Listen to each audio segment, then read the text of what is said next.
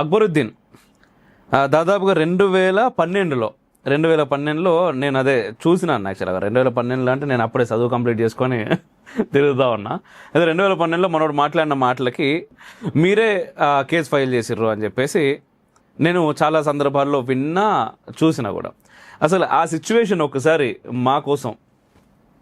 Actually Akbaruddin Owaisi somewhere around 16th of December 2012లో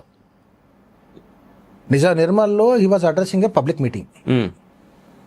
public మీటింగ్లో మాట్లాడుతూ ఆ రోజు Vaikuntha Ekadashi. Okay, I remember it. ఎందుకంటే ఆ రోజు నేను ఉపవాసం తినలేదు, బయటకు పోలేదు ఎక్కడికి, జస్ట్ బెడ్ మీద కూర్చొని టీవీ చూస్తున్నా. నేను మ్యాక్సిమం వాళ్ళ ఛానల్స్ ఎక్కువ చూస్తూ ఉంటాను అవుట్ ఆఫ్ ఇంట్రెస్ట్. 4TV చూస్తున్నా. 4TVలో లైవ్ ఇస్తుంది. హీ స్టార్టెడ్ అక్బరుద్దీన్ అవేసి ఇక తీసుకున్నాడు, స్పీడ్ అద్దుకున్నాడు. ఇక స్టార్ట్ అయింది అబ్యూజెస్ దేవుళ్ళ మీద అంటూ అరే హిందుస్థాన్ 15 నిమిషాల సమయం ఇస్తే పోలీసులు పక్క జరిపితే 25 కోట్ల మంది ముస్లింలు 100 కోట్ల మంది హిందువులను అని చెప్పాడు. అంత ధైర్యం లేదు, బట్ స్టిల్ చెప్పాడు. నేను కూడా చూశాను, నేను అఫెండ్ అయ్యాను. 2012 అఫెండ్ అయినా, చూసిన I was trying to tell something. అది సోషల్ మీడియాలో వస్తుందా లేదా అన్నది పోయినా ఆఫీస్లో కూర్చున్నా, కంప్లైంట్ రెడీ చేసిన. అప్పుడున్న పరిస్థితుల్లో they were most powerful. Because ఎందుకంటే వాళ్ళు అంతే, ఆ టైంలో there was no very hostile situation ఆ టైంలో. యాక్చువల్లీ అదొకటి. వన్ మోర్ థింగ్ అన్న, ఇప్పుడు బేసిక్గా ఈరోజు సారీ ఇంటరప్ట్ చేస్తున్నందుకు, కానీ ఈరోజు చాలా మంది దేశము, ధర్మము, హిందుత్వం అని మాట్లాడుతూ ఉన్నారు. సమాజంలో ఒక బజ్ క్రియేట్ అయింది. దీనిలో ఏంటి అంటే నువ్వు హిందుత్వం గురించి మాట్లాడిన మనసులు ఉన్నదా లేదా తర్వాత ముచ్చట, కానీ బయటకైతే మాట్లాడితే మనం నలుగురు మనల్ని అరే భలే గుర్తుపడతారని చెప్పేసి మాట్లాడే వాళ్ళు కూడా చాలా మంది కట్టర్ హిందువులు ఉన్నారు. అదొక రకంగా మంచిదే అనుకోవచ్చు, కొన్ని రకాలుగా అది వేరే విషయం. కానీ ఆ రోజుల్లో నిజంగా చాలా కష్టమైనటువంటి పరిస్థితి 2012 అనేది. నేను చెప్తున్నా కదా, directly speaking MIM was most powerful then. ఖచ్చితంగా చాలా, అసలు మామూలుగా కాంగ్రెస్ హాస్టల్ మొత్తం ఎంత అంటే చాలా విపత్కర పరిస్థితి. అంటే ఎంత విపత్కర పరిస్థితి అంటే వాడు డైరెక్ట్గా సావర్నిటీ ఆఫ్ దిస్ కంట్రీని క్వశ్చన్ చేసిన పవర్లో ఉన్నవారు లేనివారు కూడా మాట్లాడలేని పరిస్థితి.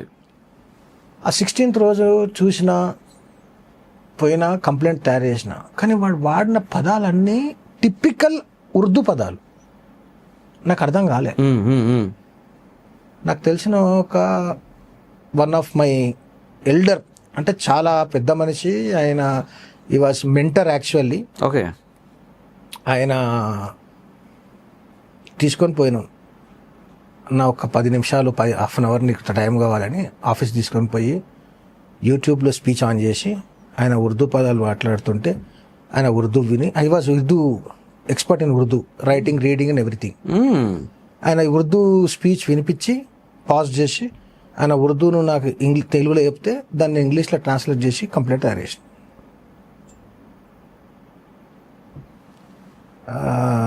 కంప్లైంట్ తయారు చేసి ఓ సూసైడ్ బాంబర్ సూసైడ్ చేసుకునే ముందు ఏ మెంటాలిటీ ఉంటుందో నాకు తెలియదు, కానీ ఆ రోజు నేను ఆ మెంటాలిటీలో ఉండనేమో. ఖచ్చితంగా అన్న, ఖచ్చితంగా. అంటే ఆ రకమైన ఫీలింగ్ వచ్చింది నాకు.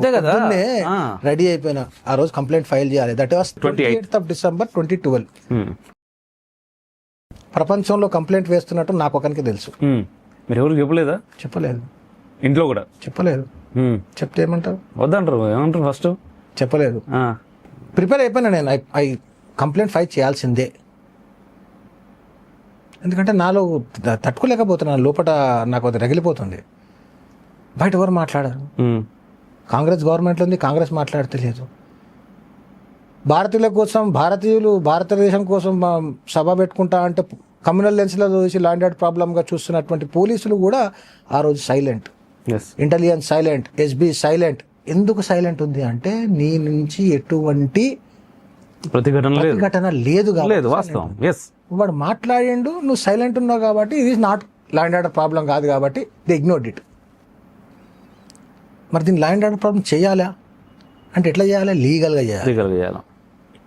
కంప్లైంట్ తయారు చేసిన నాకు అప్పుడున్న పరిస్థితుల్లో నాకు కంప్లైనెంట్ కూడా కనిపించలే కాబట్టి నేను సూసైడ్ బాంబర్ ఎట్లా ప్రిపేర్ అవుతారో అట్లా ప్రిపేర్ అయినా అన్న.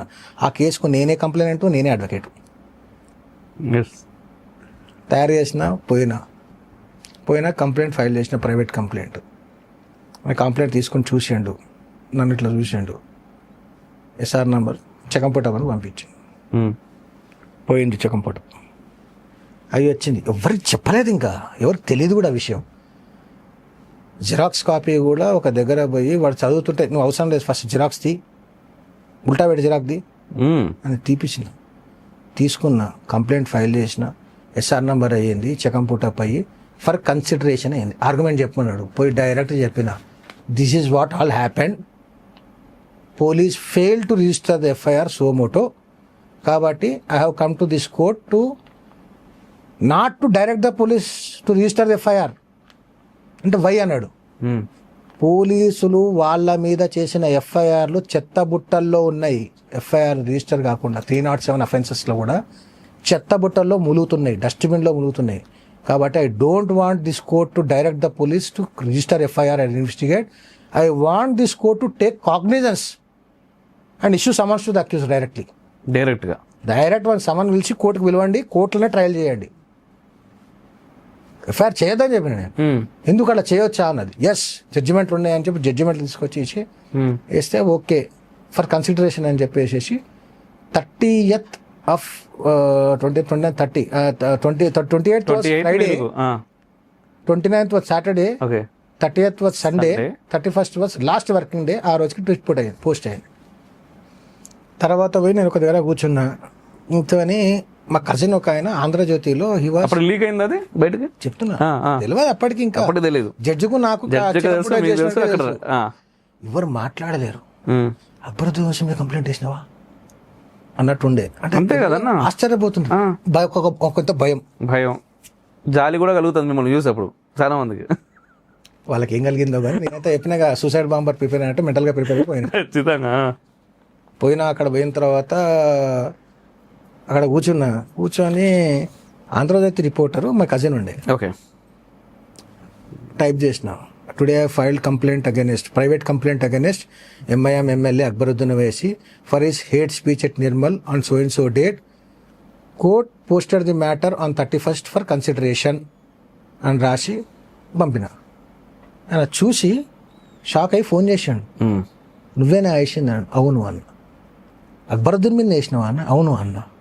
ఏది మొన్న ఆ రోజు హిందువులను నరికేస్తాన స్పీచ్ అంటే? అవును అన్న.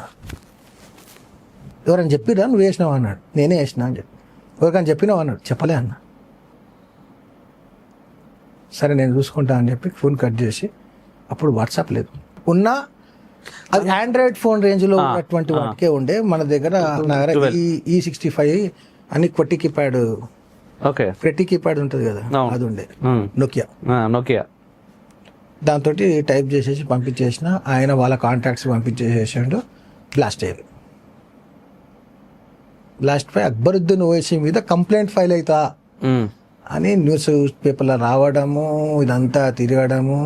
ఆ తర్వాత ఎవరు ఫైల్ చేసారు అంటే కరుణాసాగర్ అంటే ఆయన ఫైల్ చేసిండు అనగానే వితిన్ ½ an hour to 1 hourలో నాకు నేషనల్ బీజేపీ ఆఫీస్ నుంచి ఫోన్ కాల్ వచ్చింది. నా నంబర్ పోయింది కదా. యు అంటే I'm so BJP legal cell Hyderabad district convener. Okay, you will get a call from your state office అని చెప్పి ఫోన్ కట్ చేసాము.